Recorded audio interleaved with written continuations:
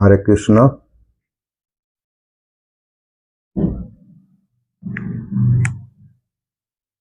আজকে আমি ভাগবতের প্রথম স্কন্ধের দ্বিতীয় অধ্যায় রসার সাধন করব। ব্যাসদেব বললেন, সনকাদি ব্রহ্মজ্ঞ ঋষিদের এই প্রশ্ন শুনে রোমহর্ষণের পুত্র উগ্র শ্রবার খুব আনন্দ হল। ঋষিদের এই মঙ্গলময় প্রশ্নের প্রশংসা করে তিনি উত্তর দিতে আরম্ভ করলেন। সুত বললেন, সুখদেবের তখনও উপনয়ন সংস্কার হয়নি, সুতরাং তার কোনো লৌকিক বা বৈদিক কর্মানুষ্ঠানের সুযোগ নেই। এই অবস্থায় তিনি একলাই সন্ন্যাস গ্রহণের উদ্দেশ্যে চলে যাচ্ছিলেন দেখে তার পিতা ব্যাসদেব বিরহে কাতর হয়ে হে পুত্র বলে উচ্চস্বরে ডাকতে লাগলেন। সেই সময় বৃক্ষ সকলও যেন সুখদেবের সঙ্গে একাত্ম বোধ করে তার হয়ে উত্তর দিয়েছিল। সেই সর্বভূত হৃদয় সুখদেবকে নমস্কার।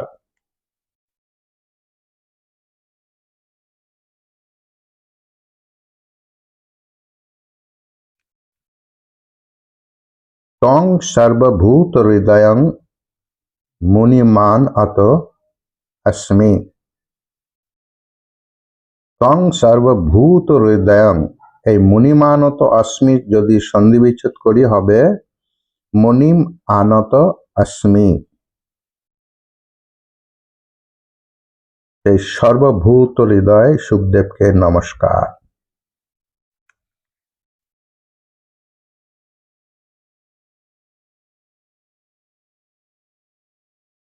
এই শ্রীমদ্ ভাগবত অত্যন্ত গোপনীয় রসাত্মক পুরাণ।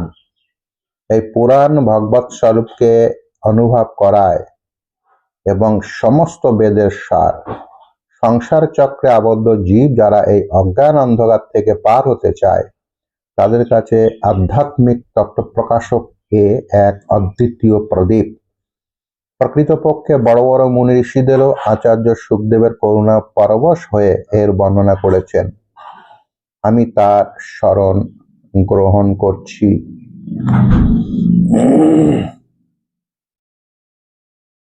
তং ব্যাসস্যনুম উপায়ামি গুরুং মুনিনাম। ব্যাসস্যনু মানে হচ্ছে ব্যাসদেবের পুত্র সুখদেব গোস্বামী। আমি তার শরণ গ্রহণ করছি। ভাগবত গীতায় এই 1866 অষ্টাদশ অধ্যায়ের 66 নম্বর শ্লোকে সামঞ্জস্য আছে। সেখানে বলা হয়েছে যে সর্বধর্মান পরিত্যাজ্য মামেকং শরণং ব্রজ অহং তাং সর্বপাপেভ্যো মোক্ষয়িষ্যামি মা শুচঃ। এটা আমরা গীতায় একবার দেখে নেব। এই যে শ্রীমদ্ ভাগবত গীতা, গীতা প্রেস গোরক্ষপুর।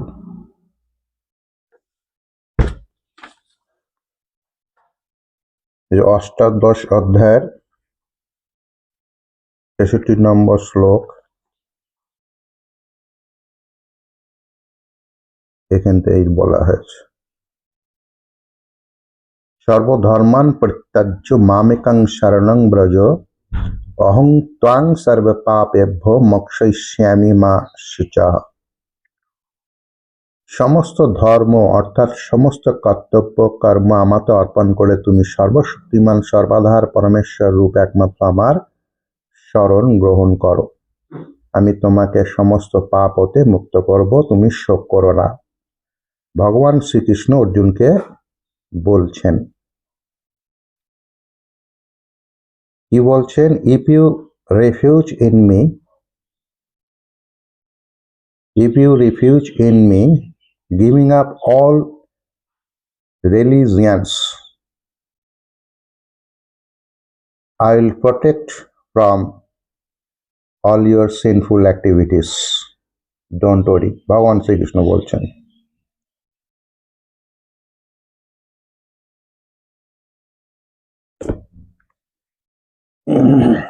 মনুষ্য মধ্যে সর্বশ্রেষ্ঠ ভগবানের অবতার ঋষি নরনারায়ণকে, দেবী সরস্বতীকে এবং ব্যাসদেবকে প্রণাম করে অন্তরের সমস্ত বিকার দূর করে এই শ্রীমদ্ ভাগবত মহাপুরাণ পাঠ করা কর্তব্য। নারায়ণং নমস্কৃত্যং নরং চৈব নরোত্তমম দেবীং সরস্বতীং ব্যাসং ততঃ জয়ম উদীরয়েৎ। এই যে শ্লোক নাম্বার 4 তাই বলা আছে। হে ঋষি বৃন্দ, সমগ্র জগতের কল্যাণকারী অতি সুন্দর প্রশ্ন আপনারা আমাকে জিজ্ঞাসা করেছেন। কারণ এই প্রশ্ন শ্রীকৃষ্ণ বিষয়ক এবং এর দ্বারা পরিপূর্ণভাবে আত্মশুদ্ধি হয়। মানুষের পক্ষে সেটাই সর্বশ্রেষ্ঠ ধর্ম, যাতে শ্রীকৃষ্ণের প্রতি ভক্তি জন্মায়। ভক্তিও এমন যার মধ্যে কোনো রকম কামনা নেই এবং যে ভক্তি নিত্য নিরন্তর জাগ্রত থাকে। এরূপ ভক্তিতে হৃদয় আনন্দ স্বরূপ পরমাত্মাকে উপলব্ধি করে কৃতকৃত্য হয়ে যায়। ভগবান শ্রীকৃষ্ণ ভক্তি হওয়া মাত্রই, অনন্য প্রেমে তার সঙ্গে মনকে যুক্ত করা মাত্রই নিষ্কাম জ্ঞান এবং বৈরাগ্যের আবির্ভাব হয়। এখানে গীতার নবম অধ্যায়ের 22 নম্বর শ্লোকে এই অনন্য প্রেমের সঙ্গে কথাটার সামঞ্জস্য আছে। সেটা কি? অনন্যাহা চিন্তায়ন্ত মাং যে জনা পর্যুবাসতে তেষাং নিত্য অভিযুক্তানাং যোগক্ষেমং বহাম্যহম। অনন্যাহা চিন্তায়ন্ত মাং যে জনাঃ পর্যুবাসতে তেষাং নিত্য অভিযুক্তানাং যোগক্ষেমং বহাম্যহম। অষ্টাদশ নবম অধ্যায়ের 22 নম্বর শ্লোক দেখে নেব গীতায় বইতে কি বলা আছে।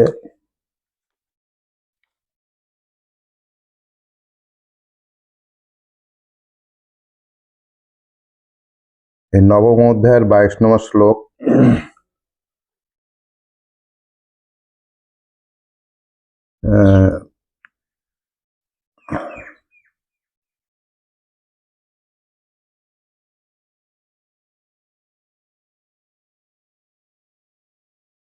এই যে 22 নম্বর শ্লোক।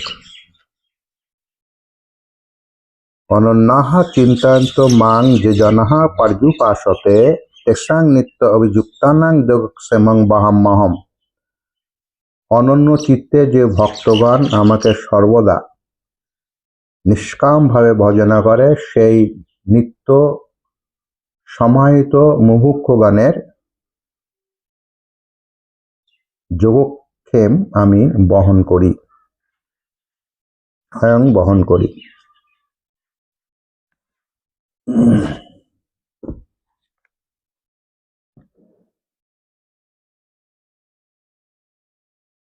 ধর্মের ঠিক ঠিক ধর্ম পালন করেও যদি মনুষ্য হৃদয়ে ভগবানের লীলা কথার প্রতি অনুরাগ না জন্মায়, তাহলে সেই কর্ম বৃথা সমমাত্র।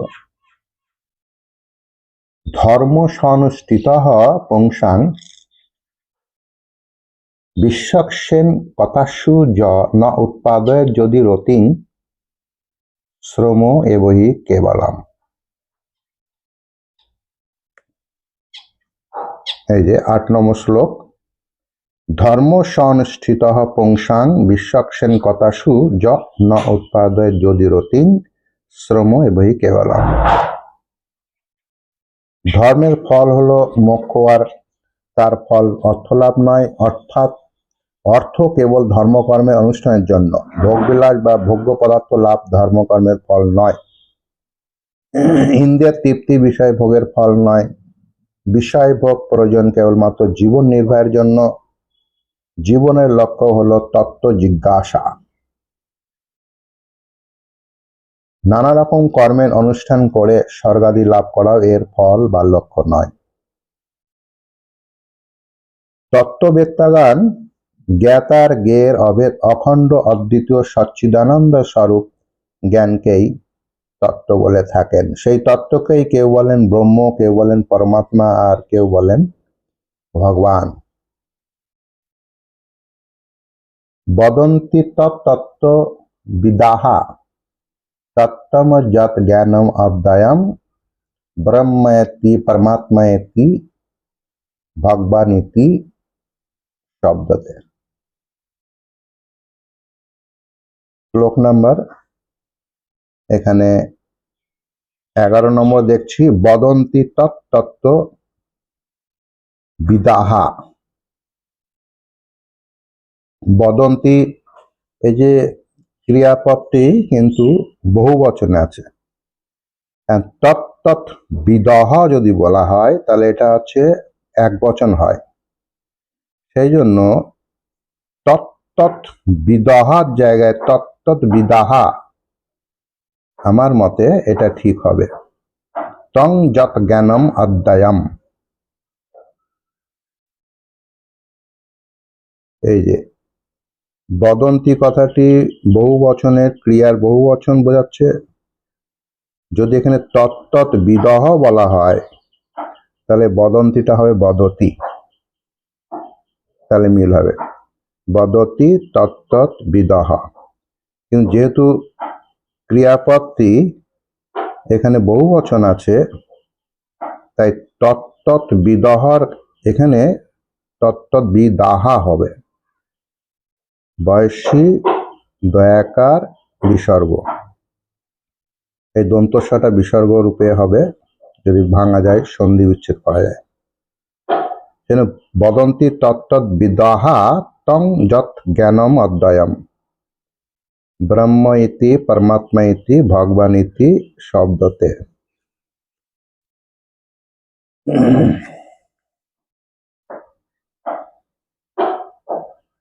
শ্রদ্ধালু মুনিজন ভাগবত শ্রবণ থেকে প্রাপ্ত জ্ঞান বৈরাগ্যযুক্ত ভক্তিতে নিজ হৃদয়ে সেই পরমাত্মা স্বরূপ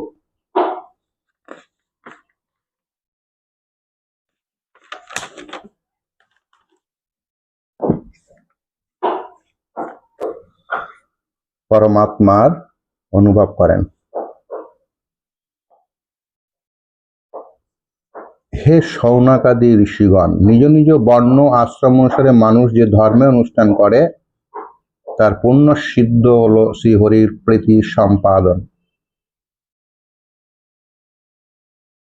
চতুর্থ অধ্যায় গীতার 13 নম্বর শ্লোকে বলা হয়েছে চাতুর্বর্ণং ময়া সৃষ্ট গুণ কর্ম বিভাগসহ। প্রকৃতির 3 গুণ সত্য রজ তম, এই 3 গুণের কর্ম অনুসারে চাতুর্বর্ণং ময়া সৃষ্ট, আমি এই চতুর্বর্ণ ব্রাহ্মণ ক্ষত্রিয় বৈশ্য শূদ্র, এই যে চতুর্বর্ণাশ্রম, এটা কি ব্রহ্মচর্য, গার্হস্থ, বানপ্রস্থ, সন্ন্যাস নাকি? না, আমরা গীতার 4th অধ্যায়ের 13 নম্বর শ্লোকটা দেখে নেব। ভগবান কৃষ্ণ যে চাতুর্বর্ণ সৃষ্টি করেছে, ব্রাহ্মণ ক্ষত্রিয় বৈশ্য শূদ্র, এই যে বর্ণাশ্রম 4টে বর্ণ ভাগ করেছে 13 নম্বরে, দেখি।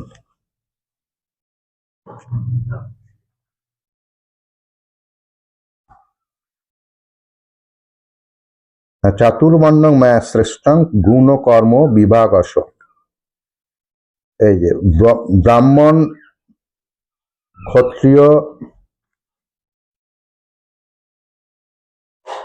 বৈশ্য এবং শূদ্র বর্ণ চতুষ্টয় গুণ এবং কর্মের বিভাগ অনুসারে আমি সৃষ্টি করেছি।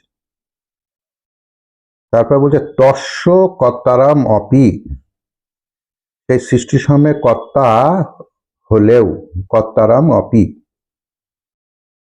মানে ও,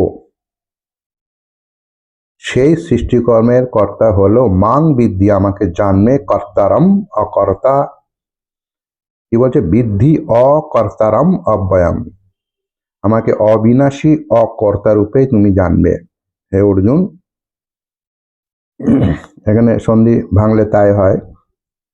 তস্য কর্তারাম অপি, তস্য মানে ওই চতুর্বর্ণের সেই সৃষ্টির কর্তা আমি হলেও মাং বিদ্ধি, আমাকে জানবে, অকর্তারাম, অকর্তা হিসেবে, অব্যয়ম অবিনাশী পরমেশ্বর রূপ। খুব সুন্দর কথা।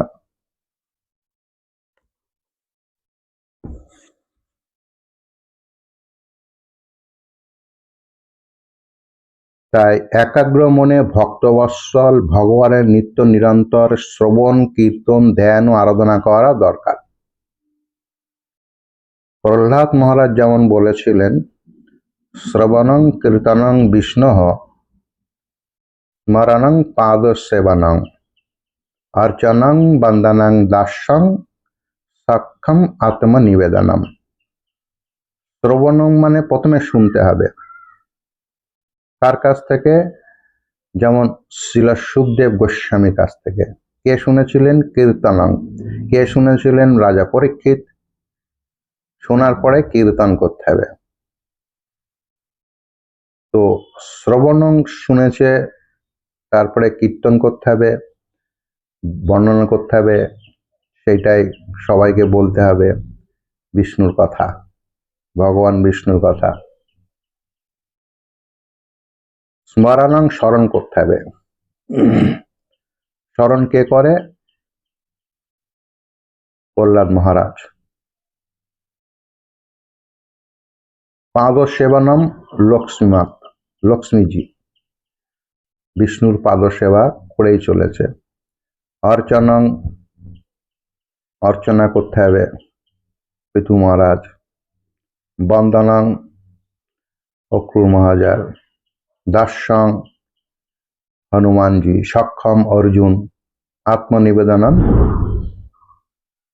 বলি মহারাজ নিজেকে সবকিছু দিয়ে দিয়েছিলেন। বিষ্ণুর ত্রিপাদ ভূমি যখন তার কাছে প্রার্থনা করে, সে সবকিছু দিয়ে দিয়েছিল, সেই জন্য আত্মনিবেদনম। হে বিপ্রগণ, পবিত্র তীর্থে বাস করলে মত সেবা, তারপরে শ্রবণের ইচ্ছা, অতঃপর শ্রদ্ধা, তারপর ভগবত কথার রুচি জন্মে। ভগবান শ্রীকৃষ্ণের যশগাথা শ্রবণ ও কীর্তন দুই পূর্ণকারী। তার লীলা কাহিনী শ্রবণকারী হৃদয়ে তিনি প্রকাশিত হন এবং তার অশুভ কামবাসনাকে বিনাশ করেন, কারণ তিনি সজ্জনদের নিত্য হিতকারী।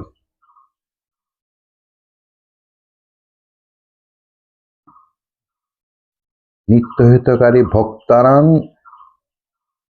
যজ্ঞ তপসাং সর্বলোক মহেশ্বরম সমহ সর্বেষু ভূতেষু জ্ঞাত্বা মাং শান্তিম ঋচ্ছতি।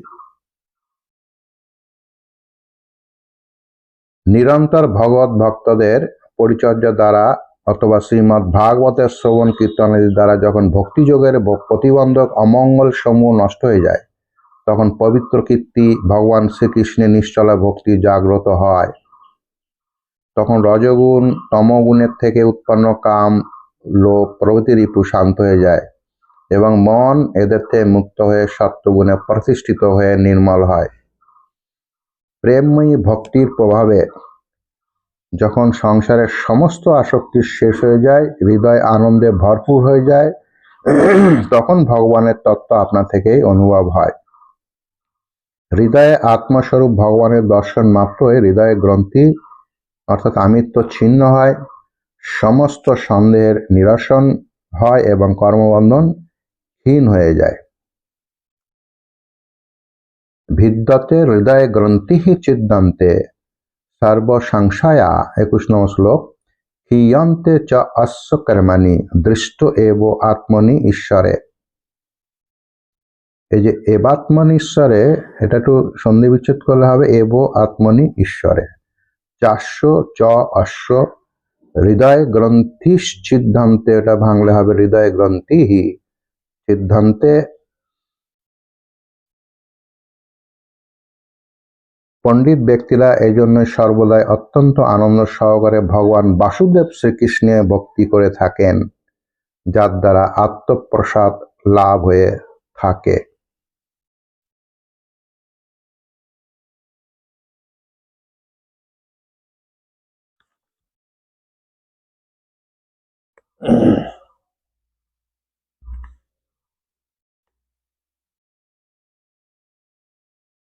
যারা এই ভবসাগর পার হতে চায়, যদিও তারা কারোর নিন্দা করে না বা কারো দোষ দেখে না, তবুও ভীষণমূর্তি, তমগুণী, রজগুণী, ভৈরবাদী, ভূতপতি, প্রজাপতিদের পূজা না করে সত্যগুণী বিষ্ণু ভগবান এবং তার অংশোদ্ভূত অবতারগণেরই পূজা করে।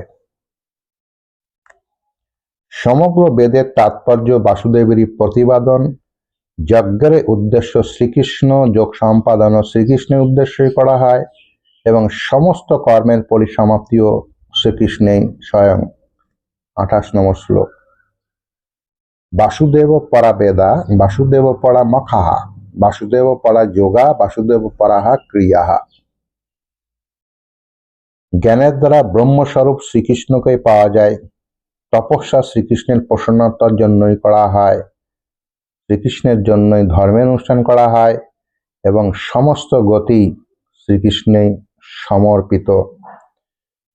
ভগবান শ্রীকৃষ্ণ যদি প্রকৃতি এবং তার গুণের অতীত যদিও, তবুও নিজের গুণময়ী মায়ের দ্বারা যা প্রপঞ্চ দৃষ্টিতে সত্য কিন্তু তত্ত্ব দৃষ্টিতে নয়, তিনি সর্বাগ্রে এই বিশ্ব সংসারের সৃষ্টি করেছিলেন। গীতার 9ম অধ্যায়ের 10 নম্বর শ্লোকে তাই বলা আছে, ময়াধ্যক্ষেন প্রকৃতিঃ শ্রূয়তে সচরাচরম হেতু নানেন কৌন্তেয় জগদ্বি পরিবর্ততে। All the sentient or insentient in this world created already and will be created in future by Brahma only by the direction of the Supreme Personality of Godhead, that is Sri Krishna. আমি 9ম অধ্যায়ের এটা 10 নম্বর শ্লোকটা একটু দেখব গীতাতে।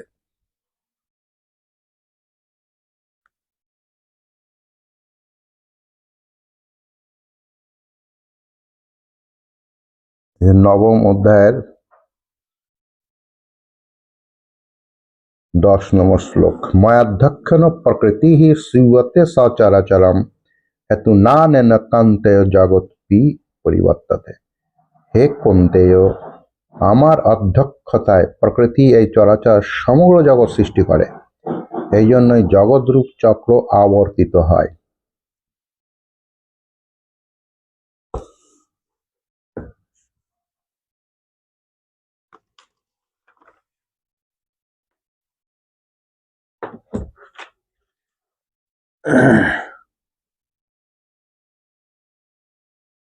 ভগবান